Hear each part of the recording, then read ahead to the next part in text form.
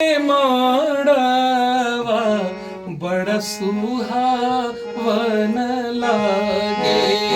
आज जनकपुर में माड़वा बड़ा सुहावन लागे।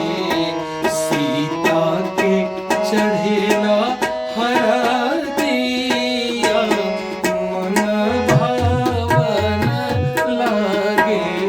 सीता के चढ़ेला हरदिया मन भावन लागे।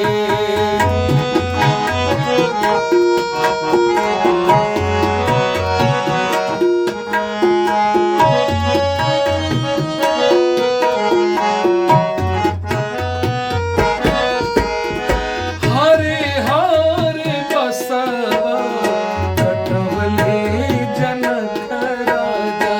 हरे हरे बसवा कटवले जनक राजा। मन में सुनना माई के बजेला आनंद बाजा।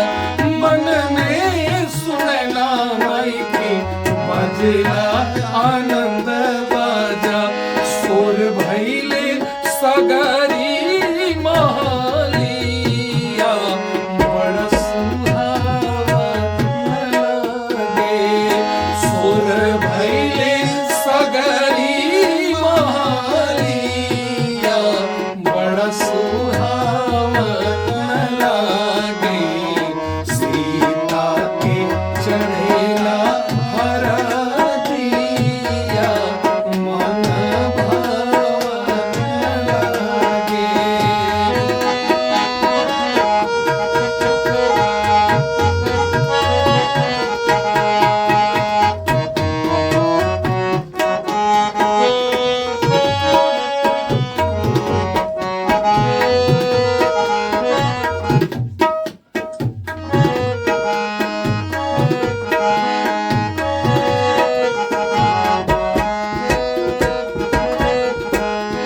धनी रे नगरिया के उमड़ला भगिया।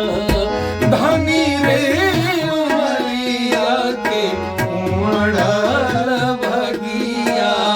अलगली सुनरसिया के अमर सुहगिया। लगली सुनरसिया के अमर सुहगिया।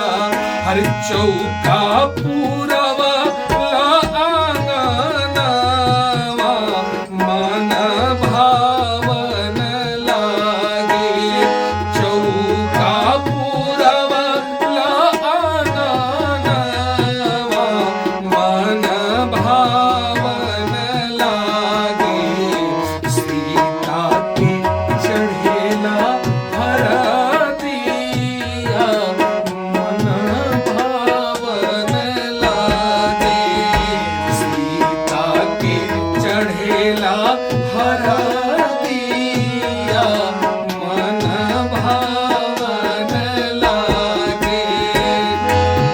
माँ सीता को भगवान आए हैं, पानी ग्रहण हो रहा है, हल्दी का संस्कार चल रहा है। आगे कहना है, आखी के पुतरिया जे भेजी हाँ नगरिया। आखी के पुतरिया जे भेजी हाँ नगरिया। अधरती दरकी जइहे गिरी है बिजुरिया। धरती दरकी जइहे गिरी है बिजुरिया। हर झरा झरा बरसे नयनवा जैसे सावन